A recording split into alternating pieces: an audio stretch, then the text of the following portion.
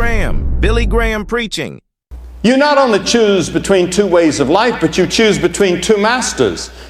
Jesus said no man can serve two masters, for either he will hate the one and love the other, or else he will hold to the one and despise the other. You cannot serve God and materialism, he says in Matthew the 6th chapter in the Sermon on the Mount.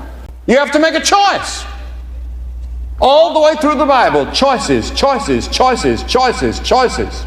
Not only between two ways of life and two masters, but you're going to have to choose between two fathers, two spiritual fathers.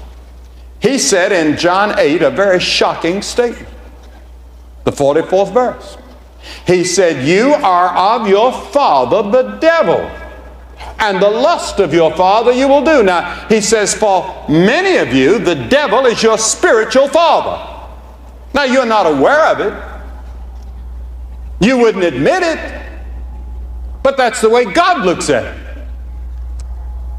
There's either God, your spiritual father, the true and the living God, Christ, or there's the devil. And then you have to choose not only between two ways of life and two masters and two fathers, but you have to choose between two destinies, heaven or hell. Solomon wrote about the way to hell in Proverbs 7:27. C.S. Lewis, the great Cambridge and Oxford professor, he taught at both universities, used to emphasize, he said, no one ever had so much to say about the way to hell as did Jesus Christ.